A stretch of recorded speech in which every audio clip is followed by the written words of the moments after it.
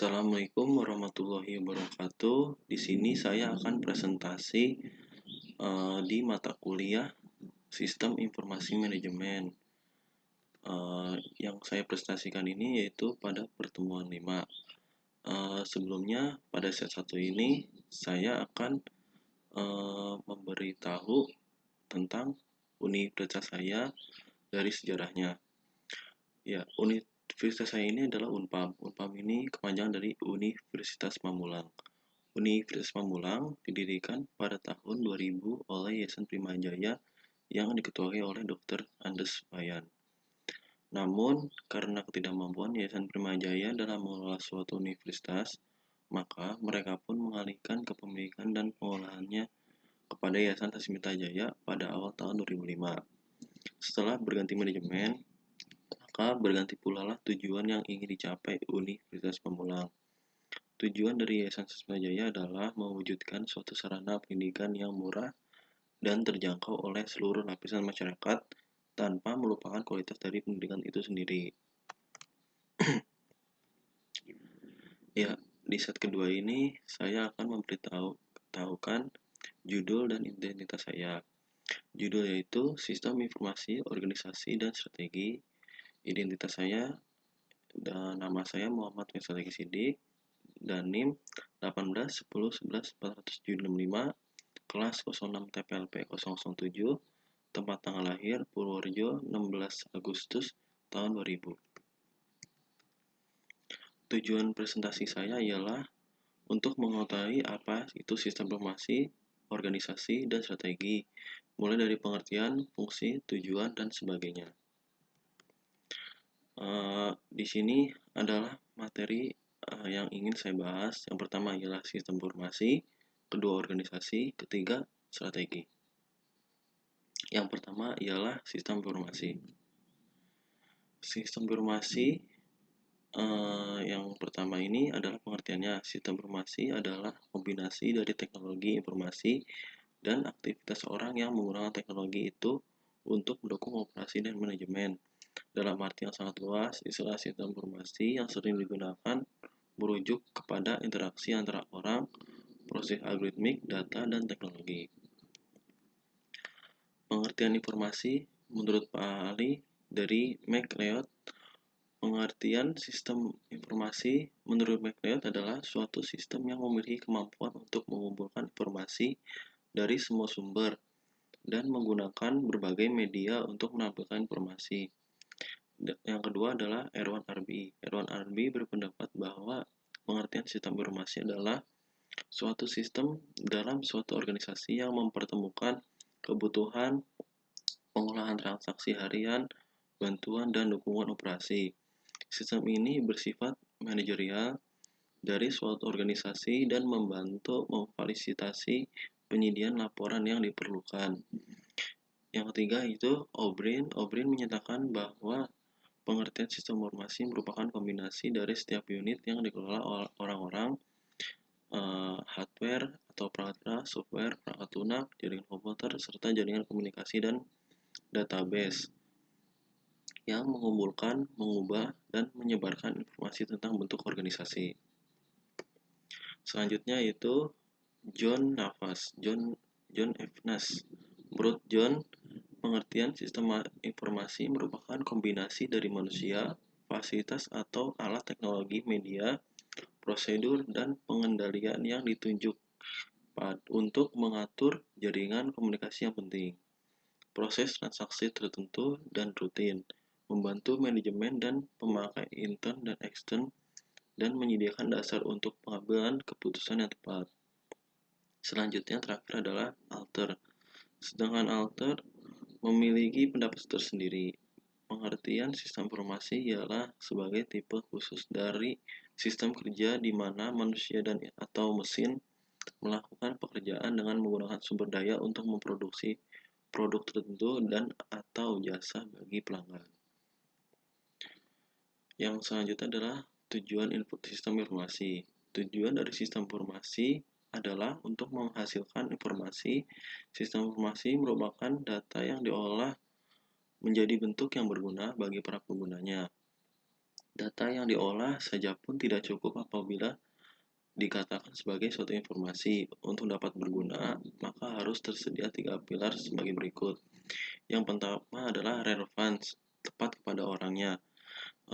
Di sini tepat kepada orangnya dalam arti ketika sistem informasi itu disebarluaskan harus tepat, jangan sampai terjadi kesalahan dalam menyebarkan sistem informasi, karena sistem informasi ini uh, belum tentu dapat diterima oleh masyarakat ramai karena setiap orang ini memiliki asumsi yang berbeda-beda. Jadi ketika menyebarkan sistem informasi harus tepat pada orang yang tepat. Yang kedua adalah timelines, tepat waktu. Ya, sistem informasi ini harus tepat waktu. Jadi ketika ada suatu informasi atau yang lain sebagainya yang mencakup untuk diberikan kepada masyarakat, disebarluaskan harus tepat waktu agar tidak terjadinya kabar itu simpang siur atau hoax. Akurasi, akurat atau tepat nilainya. Ya, di sini informasi harus akurat karena untuk disebarluaskan. Kemudian ada fungsi sistem informasi. Fungsi sistem informasi yaitu yang pertama, meningkatkan aksesibilitas data secara efektif dan efisien kepada pengguna tanpa dengan perantara sistem informasi. Menjamin ketersediaan, kualitas, dan keterampilan dalam memanfaatkan sistem informasi secara kritis. Yang ketiga, memperbaiki produktivitas aplikasi pengembangan dan pemeliharaan sistem. Yang keempat, menetapkan investasi yang hendak diarahkan pada sistem informasi. Yang kelima, mengantisipasi dan memahami akan konsekuensi ekonomi. Yang keenam, mengidentifikasi kebutuhan mengenai keterampilan pendukung sistem informasi. Yang terakhir ialah mengembangkan proses perencanaan yang efektif. Selanjutnya, komponen sistem informasi. Komponen sistem informasi yaitu komponen input data yang masuk dalam sistem informasi. Yang kedua, komponen model. Kombinasi prosedur, logika, dan model matematika yang memproses data yang tersimpan pada basis data dengan cara yang sudah ditentukan untuk menghasilkan keluaran yang diinginkan. Komponen output, hasil informasi yang berkualitas dan dokumentasi yang berguna untuk semua tingkatan manajemen serta semua pemakai sistem. Yang keempat ialah komponen teknologi. Alat dan sistem informasi teknologi digunakan dalam menerima input, menjalankan model, menyimpan dan mengakses data, menghasilkan dan mengirimkan output, serta memantau pengendalian sistem. Komponen hardware. Hardware atau perangkat keras berfungsi untuk alat penyimpanan informasi. Hardware adalah tempat menampung database untuk memperlancar kerja sistem informasi. Komponen software. Software atau perangkat lunak merupakan tempat yang berfungsi untuk mengolah, menghitung sekaligus memanipulasi data. Software mengambil data dari hardware untuk menciptakan informasi berkualitas. Komponen basis data yaitu kumpulan data yang berhubungan dan tersimpan di dalam komputer dengan menggunakan software database. Yang terakhir, komponen kontrol. Komponen yang mengendalikan gangguan terhadap sistem informasi. Selanjutnya, ciri-ciri sistem informasi. Berikut ciri-ciri sistem informasi. Yang pertama, baru. Informasi yang didapat adalah baru dan segar bagi penerima informasi. Dikarenakan informasi yang baru ini lebih baik langsung disebar karena untuk agar yang tidak terjadi kabar simpang siur. Yang kedua, tambahan. Informasi dapat diperbarui atau memberi tambahan terhadap informasi yang sebelumnya telah hadir. Yang ketiga, kolektif. Informasi yang dapat menjadi suatu koleksi dari informasi yang salah sebelumnya. Penegas. Informasi yang dapat mempertegas informasi yang sebelumnya telah ada. Selanjutnya, contoh sistem informasi. Yang pertama, knowledge work system. Knowledge work system ini merupakan jenis sistem informasi yang memuat berbagai informasi terbaru mengenai ilmu pengetahuan. Ilmu pengetahuan yang dimuat selanjutnya dapat diakses oleh manusia, oleh semua penggunanya, dan digunakan untuk memecahkan berbagai macam masalah. Yang kedua ialah Office Automation System. Office Automation System adalah sistem yang bertugas untuk menggabungkan beberapa peralatan IT dalam suatu jaringan dan dipusatkan pada suatu server tertentu. Penggabungan peralatan IT dari anggota atau pekerja bertujuan untuk mempermudah serta memberikan efisiensi dalam hal komunikasi. Yang ketiga ialah Transaction Processing System. Sistem informasi jenis ini biasanya digunakan pada organisasi atau instansi yang melakukan kegiatan atau operasional tertentu secara rutin. Contoh operasi rutin yang dimaksud adalah seperti melakukan transaksi keuangan, registrasi ulang secara berkala, dan lain sebagainya. Lanjut di materi kedua yaitu organisasi. Yang pertama adalah definisi dari organisasi. Terdapat beberapa teori dan perspektif mengenai organisasi. Ada yang cocok satu sama lain dan ada pula yang berbeda. Organisasi pada dasarnya digunakan sebagai tempat atau wadah bagi orang-orang yang untuk berkumpul, bekerja sama secara rasional dan sistematis, terencana, terpimpin, dan terkendali dalam memanfaatkan sumber daya seperti uang, material, mesin, metode, lingkungan, sarana prasarana, data, dan lain sebagainya yang digunakan secara efisien dan efektif untuk mencapai tujuan organisasi. Yang selanjutnya adalah pengertian dari organisasi.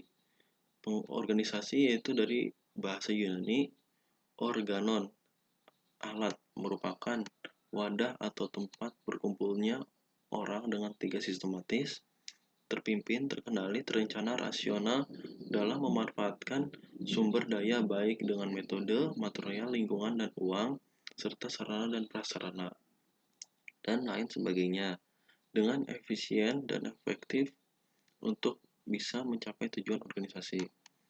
Selain itu, organisasi juga dapat diartikan sebagai sebuah kesatuan atau entiti yang terdiri dari banyak orang, biasanya berupa institusi, asosiasi, atau lembaga yang memiliki tujuan yang sama dan berhubungan dengan lingkungan luar.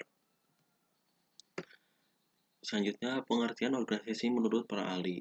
Beberapa ahli pernah menjelaskan definisi organisasi, diantaranya adalah Stoner. Menurut Stoner, pengertian organisasi adalah sebuah pola hubungan-hubungan melalui mana orang-orang di bawah pengarahan atasan untuk mencapai tujuan bersama. Selanjutnya, menurut Stephen Robbins, pengertian organisasi adalah kesatuan sosial yang dikoordinasikan secara sadar dengan sebuah batasan yang relatif dapat diidentifikasikan, yang bekerja atas dasar yang relatif terus-menerus untuk mencapai suatu tujuan bersama atau sekelompok tujuan. Selanjutnya, menurut James Mooney, pengertian organisasi adalah bentuk setiap perserikatan manusia untuk mewujudkan tujuan bersama. Selanjutnya, menurut Chester I. Bennett, definisi organisasi adalah suatu sistem aktivitas kerjasama yang dilakukan oleh dua orang atau lebih. Selanjutnya, menurut Dr. Andos Haji Wahyu Hasibuan, pengertian organisasi adalah sebagai proses penentuan, pengelompokan, dan pengaturan bermacam-macam aktivitas yang diperlakukan untuk mencapai tujuan bersama. Selanjutnya, Max Weber. Organisasi adalah suatu kerangka hubungan terstruktur yang dalamnya terdapat wewenang dan tanggung jawab serta pembagian kerja menjalankan suatu fungsi tertentu. Yang terakhir, menurut Siagian, pengertian organisasi adalah setiap bentuk persekutuan antara dua orang atau lebih yang saling bekerja sama serta terikat secara formal dalam rangka melakukan pencapaian tujuan yang ditentukan dalam ikatan yang ada pada seseorang atau beberapa orang yang dikenal sebagai atasan dan seorang atau kelompok orang yang dikenal sebagai bawahan. Selanjutnya, Paul Preston dan Thomas Zimmer. Organisasi adalah suatu kumpulan orang yang telah disusun dalam sebuah kelompok-kelompok yang saling bekerja sama dalam mencapai tujuan bersama. Nah, selanjutnya, Philip Selznick. Pengertian organisasi adalah suatu peraturan personil berguna dalam mempermudah dalam melakukan pencapaian dari beberapa tujuan yang sudah ditetapkan lewat alokasi tanggung jawab dan fungsi atau through the allocation of function and responsibilities. Selanjutnya yang terakhir adalah menurut Thompson. Pengertian organisasi adalah suatu perpaduan antara beberapa anggota khusus yang sangat impersonal dan rasional yang saling bekerja sama dalam mencapai berbagai tujuan yang spesifik yang sudah diumumkan. Selanjutnya, karakteristik umum organisasi. Karakteristik umum organisasi yang pertama ialah pembagian jenis pekerjaan secara jelas dan terspesialisasi. Yang kedua, organisasi tersusun atas hierarki kewenangan. Yang ketiga, kewenangan dibatasi oleh seperangkat aturan dan prosedur. Aturan menciptakan sistem yang universal dan tidak memihak. Yang kelima, penilaian karyawan berdasarkan kualifikasi teknis dan profesionalisme, bukan karena hubungan pribadi. Yang terakhir, organisasi menganut prinsip efisiensi memaksimalkan keluaran dengan memasukkan yang terbatas. Selanjutnya, hubungan dua arah antara teknologi informasi dan organisasi. Faktor mediasi atau penghubung. Pertama, lingkungan, budaya, struktur, proses bisnis, politik, dan yang terakhir, keputusan manajemen. Tujuan organisasi yang pertama ialah tujuan jangka pendek. Tujuan organisasi jangka pendek nantinya akan menjadi acuan untuk tujuan jangka menengah dan jangka panjang. Jadi awal-awal tujuan organisasi ini adalah tujuan pendek. Jika tujuan pendek ini sudah tercapai, maka bisa naik ke atas, yaitu yang kedua jangka menengah. Ya, jangka menengah ini adalah 1 tahun hingga 3 tahun. Setelah mencapai 3 tahun, maka bisa naik lagi menjadi jangka panjang, yaitu 3 tahun hingga 5 tahun. Yang selanjutnya, tujuan organisasi secara umum. Yang pertama, meningkatkan kemandirian serta kemampuan dari sumber daya yang dimiliki. Yang kedua, wadah yang digunakan untuk individu yang memang ingin memiliki jabatan, penghargaan, serta pembagian kerja yang jelas. Yang ketiga, wadah untuk memiliki pengawasan dan kekuasaan. Yang keempat, membantu setiap individu yang ada di dalamnya agar dapat meningkatkan pergaulan serta memanfaatkan waktu luang secara lebih optimal serta bermanfaat. Yang kelima, wadah yang membantu mencari keuntungan bersama-sama dengan kerjasama yang sudah dibagi dengan baik. Yang keenam, membantu untuk pengelolaan lingkungan bersama-sama. Yang terakhir, mencapai tujuan secara efektif dan efisien sesuai dengan yang telah menjadi tujuan awal sebuah organisasi. Fungsi organisasi yaitu memberikan arahan. Jadi di sini setiap orang yang ada di organisasi itu dilatih diberi arahan agar dia ini tahu bagaimana ketika menjalankan organisasi. Yang kedua adalah meningkatkan skill. Jika contohnya jika organisasi itu ialah bergerak di bidang IT, maka bisa ditingkatkan skill dari organisasi tersebut, yaitu misalnya dengan cara membuka peluang usaha melalui skill yang ada. Yang ketiga, mendapatkan pengalaman baru. Jika seseorang memasuki organisasi, maka ia akan mendapatkan pengalaman baru, mulai dari pengalaman luar, karena setiap organisasi ini ialah tidak secara internal tapi juga eksternal, yaitu bisa berhubungan dengan organisasi lain untuk menambah pengalaman baru. Yang keempat, mampu artikulasi dan agresi. Ya, untuk fungsi yang satu ini jika bergabung dengan organisasi yang karena bisa dijadikan sebagai bentuk dari kontrak institusionalisme dengan partisipan aktif, di mana hal yang dimaksud tersebut adalah forum diskusi dan negosiasi, norma dan rekrutmen. Fungsi organisasi selanjutnya ialah memberikan kontribusi yang memiliki arti penting untuk berbagai aktivitas yang bersifat normatif. Yang selanjutnya ialah komponen organisasi.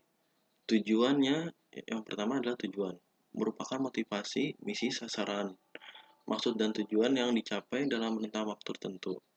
Selanjutnya struktur. Struktur organisasi adalah susunan komponen unit kerja dalam organisasi. Struktur organisasi menunjukkan adanya pembagian kerja dan menunjukkan bagaimana fungsi-fungsi atau kegiatan yang berbeda-beda tersebut diintegrasikan.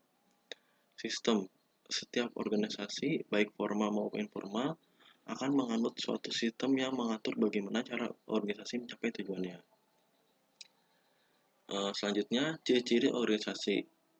Yang pertama, terdiri dari sekelompok orang, yaitu 2 atau lebih, memiliki tujuan. Setiap organisasi ini memiliki tujuan yang berbeda-beda. Yang selanjutnya, saling bekerja sama. Di dalam organisasi ini wajib untuk bekerja sama sesama anggota. Karena organisasi ini mengajarkan arti dari kesolidaritasan.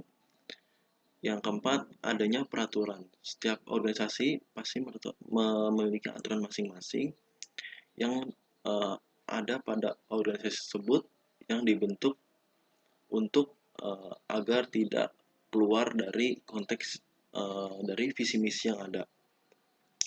Yang terakhir, pembagian tugas dan tanggung jawab. Jadi setiap organisasi ini memiliki tugas dan tanggung jawab. Karena di dalam organisasi terdapat pemimpin yang dimana tugas untuk memimpin, ada juga sekretaris, bendahara, wakil ketua, dan lain sebagainya. Manfaat organisasi. Yang pertama, meningkatkan kemampuan dalam berkomunikasi, karena di dalam organisasi ini yang tadi dibilang yaitu berhubungan dengan eksternal. Dalam arti ketika berhubungan dengan organisasi di luar, maka dari itu akan menambah pengalaman dalam berkomunikasi. Yang keempat, dapat mencapai tujuan. Dengan masuknya organisasi, dapat mudah untuk memecahkan suatu masalah untuk mencapai tujuan yang bersama. Kemudian menjadi motivasi dalam membuatkan jiwa pemimpin. Jadi dalam organisasi ini seperti seorang ketua gitu akan belajar bagaimana caranya memimpin jika suatu hari nanti bisa menjadi yang namanya pemimpin di suatu perusahaan yang besar. Yang keempat, mampu memecahkan masalah yang ada. Dengan berorganisasi pasti ada yang namanya musyawarah. Karena musyawarah ini sangat bagus untuk memecahkan semua masalah yang ada. Yang terakhir ialah memperluas wawasan yang dimiliki. Wawasan yaitu didapatkan dari pengetahuan mulai dari internal maupun eksternal dengan pengalaman-pengalaman yang ada, yaitu memperluas pergaulan dan mengatur waktu. Ya, memperluas pergaulan karena tidak hanya organisasi yang tadi dibilang internal, Pak. Jadi ada eksternal juga, dan mengatur waktu. Dalam arti mengatur waktu ini kita tahu bagaimana caranya kita bersosialisasi di internal dan bagaimana cara mengatur waktu untuk bersosialisasi di lingkungan eksternal. Memiliki rasa tanggung jawab yang tinggi, karena di organisasi ini harus mempunyai rasa tanggung jawab yang tinggi, karena itu dididik dari awal masuknya pertama organisasi. Yang terakhir, memiliki mental yang kuat pada saat menghadapi tekanan. Jadi di dalam organisasi ini kita diajarkan dengan mental yang harus kuat, karena organisasi ini tidak hanya melakukan kegiatan sesuai pada bidangnya. Misalnya organisasi IT tidak mungkin di IT terus, pasti ada yang namanya yaitu kita berorganisasi di lingkungan masyarakat, yaitu dengan cara bersosialisasi dan lain sebagainya. Yang selanjutnya adalah materi dari strategi. Strategi adalah pendekatan secara keseluruhan yang berkaitan dengan pelaksanaan gagasan, perencanaan, dan eksekusi sebuah aktivitas dalam kurun waktu. Strategi merupakan alat untuk mencapai tujuan yang mana isu kritis atau faktor keberhasilan dapat dibicarakan, serta keputusan strategik bertujuan untuk membuat dampak yang besar serta jangka panjang kepada perilaku dan keberhasilan. Pengertian strategi menurut Pak Ahli. Yang pertama, siagaan. Menurut siagaan, serangkaian keputusan serta tindakan yang mendasar yang dibuat oleh manajemen puncak dan diterapkan ke semua jajaran dalam organisasi untuk pencapaian tujuan organisasi. Yang kedua, Robinson. Strategi merupakan rencana dari perusahaan yang mencerminkan kesadaran suatu perusahaan tentang kapan, di mana serta bagaimana mereka harus bersaing dalam menghadapi lawan dan dengan tujuan dan maksud tertentu. Peirce. Strategi suatu rencana dari suatu perusahaan yang mencerminkan kesadaran perusahaan mengenai kapan, di mana serta bagaimana harus bersaing dalam menghadapi lawan dengan maksud dan tujuan tertentu. Selanjutnya, Shafrizal.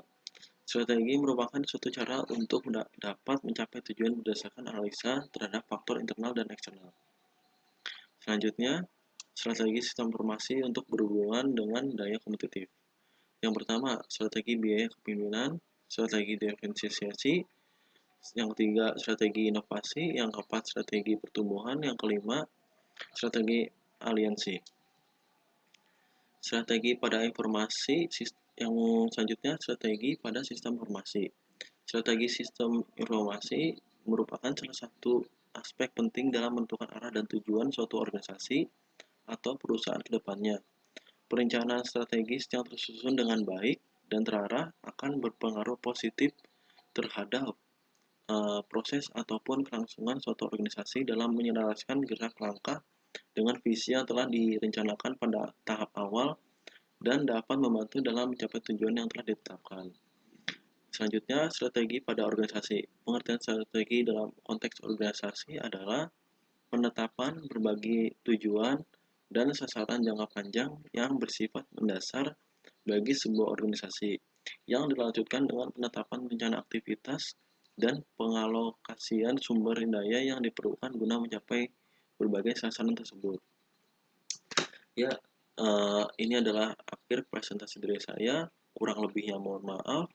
Assalamualaikum warahmatullahi wabarakatuh.